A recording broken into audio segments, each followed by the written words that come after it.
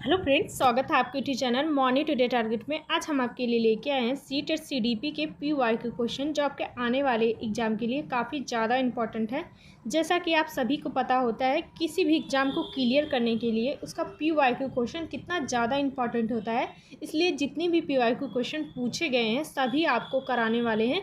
तो जो लोग चैनल पर नए होंगे वह सब्सक्राइब कर लीजिएगा, जिससे जो भी मेरी क्लासेस होगी सारी क्लासेस आपको मिलती रहेगी। तो चलते हैं क्वेश्चन पे, और अपनी तैयारी को अभी से रेगुलर शुरू कर दीजिए, क्योंकि चाहे आपका लास्ट जुलाई नहीं तो अगस्त में आपको नोटिफिकेशन सीटेट का देखने को मिल जाएगा। इसलिए अपनी तैयारी को अभी से बेहतर तरीके से करिए ताकि आपका एग्ज़ाम क्लियर हो सके। तो चलते हैं क्वेश्चन पे। पहला है, सीखने के सामाजिक संरचनावादी विचार इस बात की वकालत करते हैं कि पहला है, शिक्षार्थी दूसरों से निष्क्रिय रूप से ज्ञान प्राप्त करते हैं। दूसरा ऑप्शन है, शिक्षार्थी सक्रिय रूप से ज्ञान का निर्माण करते हैं। तीसरा ऑप्शन हो जाएगा, व्याख्यान देने और समझाने से प्रभावी शिक्षण सक्रिय होता है। चौथा ऑप्शन हो जाएगा, प्रत्याहार और दोहराव की चिंतन प्रक्रिया से प्रभावी शिक्षण होती है।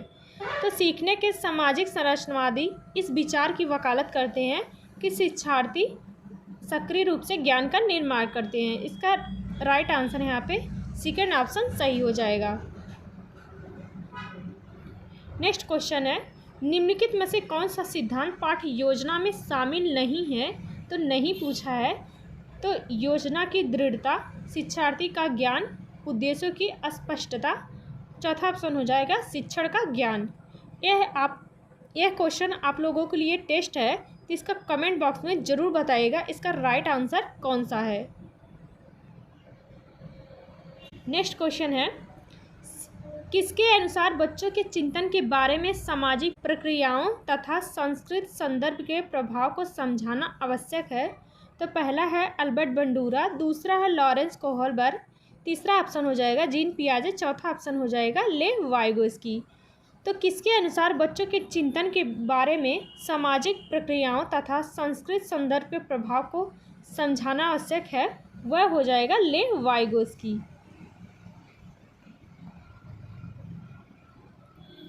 नेक्स्ट क्वेश्चन है, पियाजे के संज्ञानात्मक विकास के सिद्धांत से निर्धारक निकालते हुए एक ग्रेड 6-8 के शिक्षक को अपनी कक्षा में क्या करना चाहिए? तो पहला है, केवल निर्धारित पाठ्यक्रम पर निर्भर रहना चाहिए। दूसरा है, तार्किक बहस के प्रयोग को हतोत्साहित करना चाहिए। तीसरा ऑप्शन हो जाएगा, ऐसी समस्याएं प्रस्तुत करनी चाहिए जिसमें तर्क आधारित समाधान की आवश्यकता हो। और चौथा ऑप्शन हो जाएगा, एक अवधारणा को पढ़ाने के लिए केवल। तो केवल वैसे भी आपका नेगेटिव है, इसलिए आपका राइट आंसर यहाँ पे थर्ड ऑप्शन सही हो जाएगा।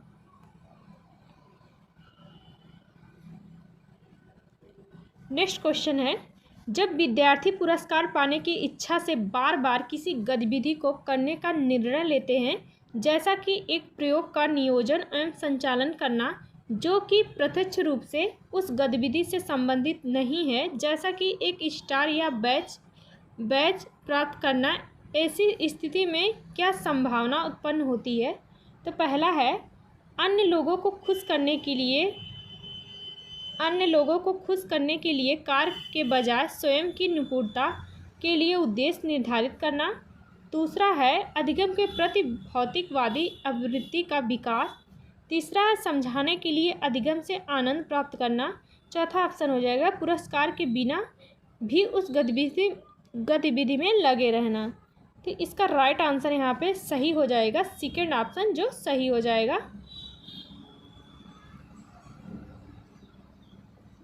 नेक्स्ट क्वेश्चन है, निम्नलिखित में से ज्ञान के सार्थक संरचना की प्रक्रिया का एक महत्वपूर्ण पहलू है?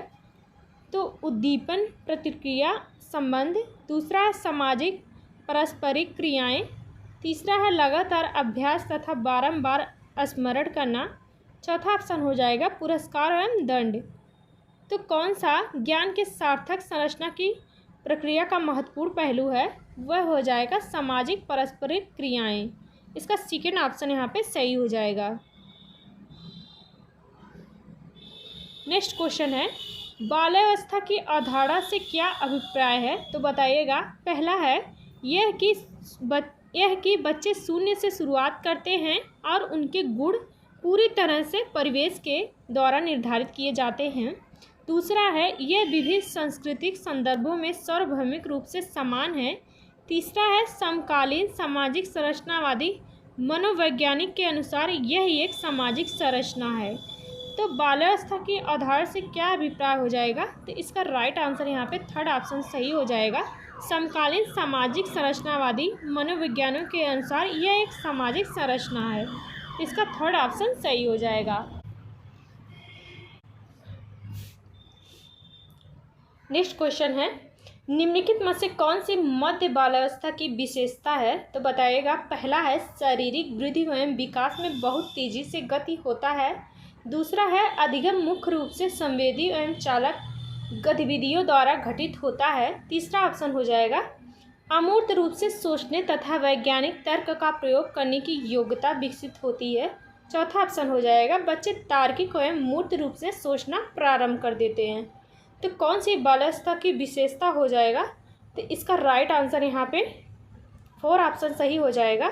बच्चे तार्किक एवं मूर्त रूप से सोचना प्रारंभ कर देते हैं मध्य बाल्यावस्था की अवस्था में। इसका राइट आंसर यहाँ पे फोर ऑप्शन सही हो जाएगा।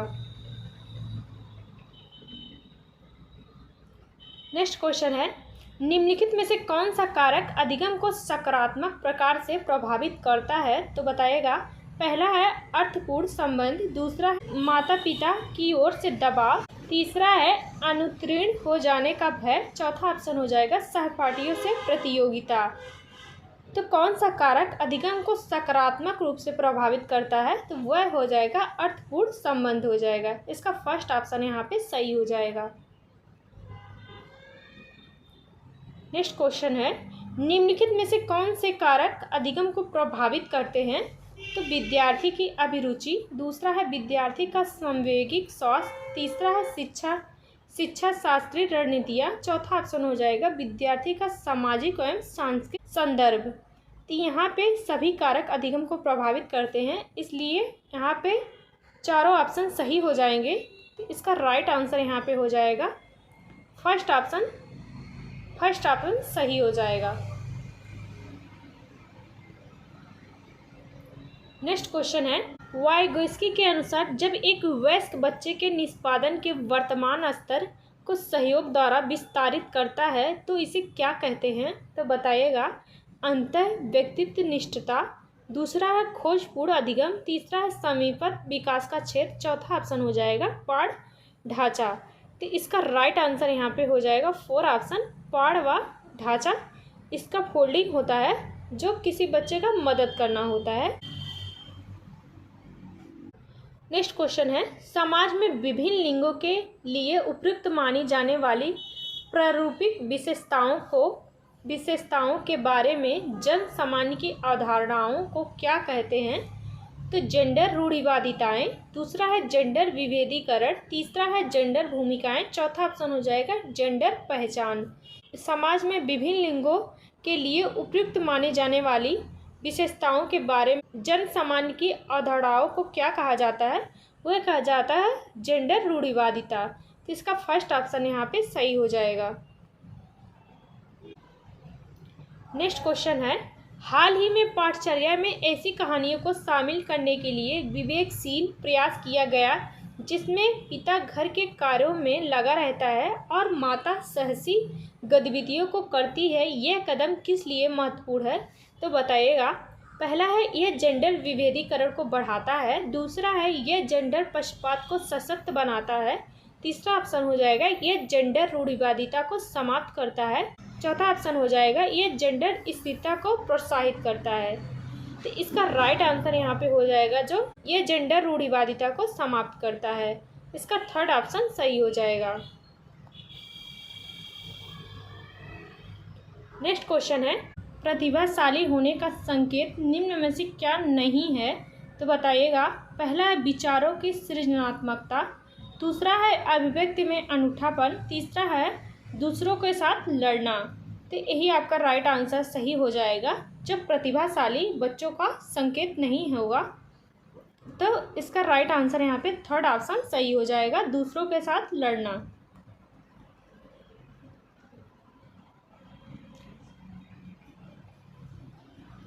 नेक्स्ट क्वेश्चन है, बाल विकास में संवेदनशील अवधि सेंसिटिव पीरियड का महत्व क्या है? तो बताइएगा। पहला है, यह वह समय होता है जब बच्चा सबसे अधिक सोता है। दूसरा है, यह वह समय होता है जब बच्चा अधिक सामाजिक होता है। थर्ड ऑप्शन हो जाएगा, यह वह अवधि होती है जब बच्चा कुछ खास कौशल तेजी से सीखता है। तो यही आपका राइट आंसर यहाँ पे सही हो जाएगा। नेक्स्ट क्वेश्चन है, निम्नलिखित व्यवहारों में से कौन सा जीन पियाजे के द्वारा प्रस्तावित मूर्त संक्रियात्मक अवस्था को विशेषित करता है? तो पहला है, परिकल्पित निगमनात्मक तर्क, सांध्यात्मक विचार। दूसरा है, संरक्षण कक्षा समावेशन। तीसरा है, अस्थगतित अनुकरण पदार्थ अस्थायित्व। चौथा ऑप्शन हो जाएगा, प्रतीकात्मक खेल विचारों की अनुत्क्रमणिता। तो निम्नलिखित में से व्यवहारों में कौन सी जीन पियाजे के द्वारा प्रस्तावित मूर्त संक्रियात्मक अवस्था की विशेषता का वर्णन करता है? वह हो जाएगा सेकेंड ऑप्शन, संरक्षण कक्षा समावेशन।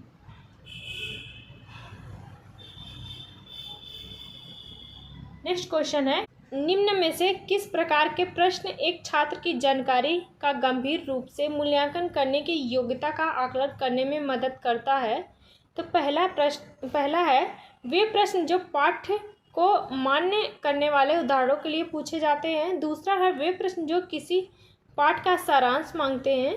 थर्ड ऑप्शन हो जाएगा, वे प्रश्न जो शब्द की सरल परिभाषा के लिए पूछे जाते हैं। चौथा ऑप्शन हो जाएगा, वे प्रश्न जो छात्र की व्यक्तिगत राय पूछते हैं। तो इसका राइट आंसर यहाँ पे फर्स्ट ऑप्शन सही हो जाएगा, वे प्रश्न जो पाठ को मान्य करने वाले उदाहरणों के लिए पूछे जाते हैं। नेक्स्ट क्वेश्चन है, निम्नलिखित में से कौन सा कथन संज्ञान और भावनाओं के बीच के संबंध को उपयुक्त रूप से परिभाषित करता है? पहला है, संज्ञान भावनाओं को प्रभावित करता है लेकिन उसका विपरीत सत्य नहीं है। दूसरा है, भावनाएं संज्ञान को प्रभावित करती हैं लेकिन इसका विपरीत सत्य नहीं है। तीसरा है, संज्ञान और भावनाएं दोनों स्वतंत्र प्रणालियां हैं।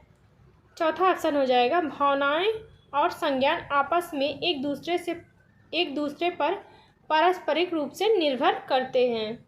तो इसका राइट आंसर यहाँ पे फोर ऑप्शन सही हो जाएगा, भावनाएं एवं संज्ञान आपस में एक दूसरे पर पारस्परिक रूप से निर्भर करते हैं। इसका फोर ऑप्शन यहाँ पे सही हो जाएगा। नेक्स्ट क्वेश्चन है, अभिकथन ए है, लॉरेंस कोहलबर्ग के नैतिक विकास सिद्धांत में बच्चे कार्यों को उनके परिणाम के आधार पर अच्छा या बुरा समझने से इस समझ पर पहुँचते हैं कि नियम और कानून नम्य हैं और बदले जा सकते हैं। कारण है, लॉरेंस कोहलबर्ग का तर्क है कि नैतिक विकास क्रमिक रूप से चरणों में होता है।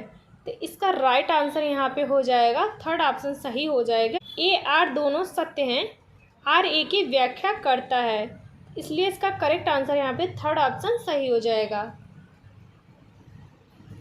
नेक्स्ट क्वेश्चन है, निम्नलिखित में से कौन सा कथन समावेशी शिक्षा के बारे में सही नहीं है? तो सही नहीं पूछा है, तो बताना है, एक समावेशी कक्षा में भाषा शैली में अंतर को समायोजित करती है और सहयोग को बढ़ावा देती है। दूसरा है, निश्चित पाठचर्या और मानक मूल्यांकन के आसपास ही एक समावेशी कक्षा का केंद्र होता है। तो यही आपका राइट आंसर हो जाएगा जो सही नहीं है। नेक्स्ट क्वेश्चन है, ले वाइगोत्स्की प्रस्तावित करते हैं बच्चों में स्वयं नियमन के लिए महत्वपूर्ण है। तो अनुकूलन, संगठन, असंतुलन। चौथा ऑप्शन हो जाएगा निजी वाक्य। तो ले वाइगोत्स्की प्रस्तावित करते हैं बच्चों में स्वयं नियमन के लिए महत्वपूर्ण है, वह हो जाएगा निजी वाक्य। तो इसका फोर ऑप्शन यहाँ पे सही हो जाएगा।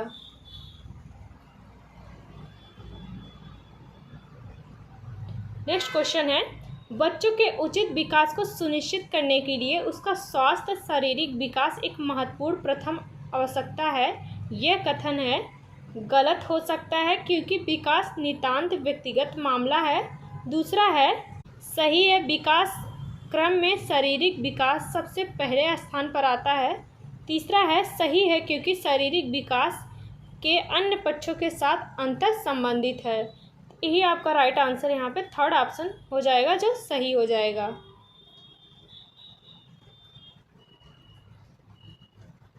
नेक्स्ट क्वेश्चन है अभिकथन ए है शिक्षार्थी जो पहले से जानते हैं उसके आधार पर अपने ज्ञान का निर्माण करते हैं। ये तो सही हो जाएगा पहला। दूसरा है पैटर्न ढूंढना और पिछले ज्ञान के साथ जुड़ाव बनाने से विद्यार्थी को जानकारी को सार्थक रूप से संसाधित करने में मदद मिलती है। यहाँ पे दोनों ऑप्शन सही हो जाएगा, तो ए आर दोनों सही हो जाएगा। ए के आर व्याख्या करता है, तो इसका थर्ड ऑप्शन सही हो जाएगा। नेक्स्ट क्वेश्चन है बच्चों द्वारा बचपन अलग अलग संस्कृतियों में अलग अलग तरह से अनुभव किया जाता है, तो पहला तो सही हो जाएगा। कारण है बच्चों का विकास सार्वभौमिक है, तो ये गलत हो जाएगा दूसरा। तो यहाँ पे फर्स्ट ऑप्शन सही हो जाएगा, ए सही हो जाएगा लेकिन आर गलत हो जाएगा। नेक्स्ट क्वेश्चन है विकास के क्रम में बच्चे सूक्ष्म पेशीय कौशल से पहले सकल पेशीय कौशल विकसित करते हैं। यह दर्शाता है कि विकास रेखीय, दूसरा है समीपत दूराभिमुख है, तो यही आपका राइट आंसर सेकेंड ऑप्शन सही हो जाएगा।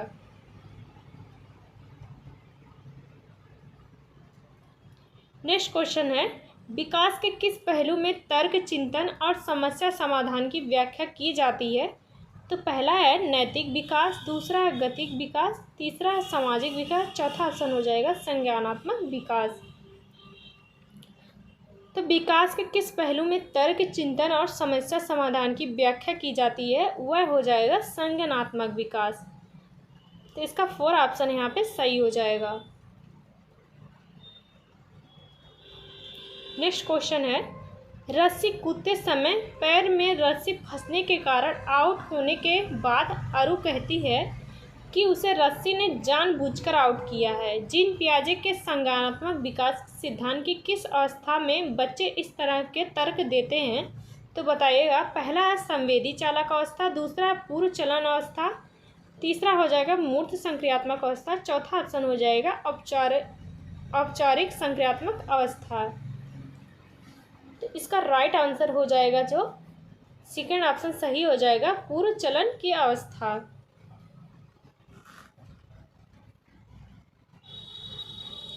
नेक्स्ट क्वेश्चन है विद्यालय पाठ्यक्रम को विद्यार्थियों के सांस्कृतिक ज्ञान को उचित स्थान और मूल्य देना चाहिए। कारण है विद्यार्थियों को उनकी सांस्कृतिक पहचान को बनाए रखने के लिए समर्थन प्रदान करना सीखने की प्रक्रिया को सुगम बनाता है।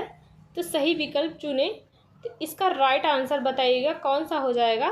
तो इसका राइट यहाँ पे थर्ड ऑप्शन सही हो जाएगा। ए आर दोनों सही है, ए की व्याख्या आर करता है।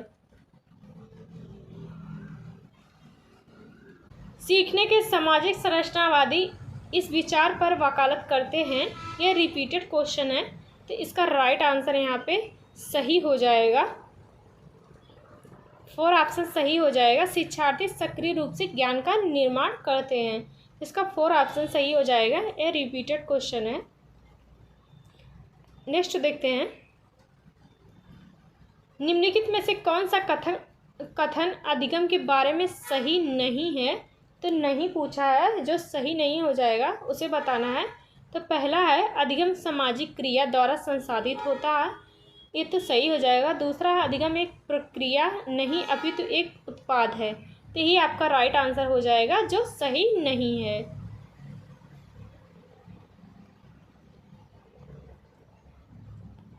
नेक्स्ट क्वेश्चन है इस क्लास का लास्ट क्वेश्चन है, देखिएगा।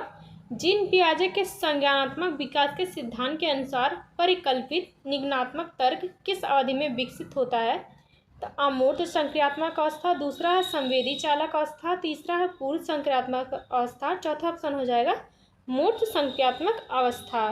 तो जीन पियाजे के संज्ञानात्मक विकास के सिद्धांत के अनुसार परिकल्पित निगमनात्मक तर्क किस अवधि में विकसित होता है, वह हो जाएगा अमूर्त संक्रियात्मक अवस्था। इसका पहला सही हो जाएगा आंसर। तो आज के लिए बस इतना ही। मिलते हैं नेक्स्ट क्लास में। क्लास अच्छी लगी हो तो लाइक ज़रूर कर दीजिएगा। तो मिलते हैं नेक्स्ट क्लास में।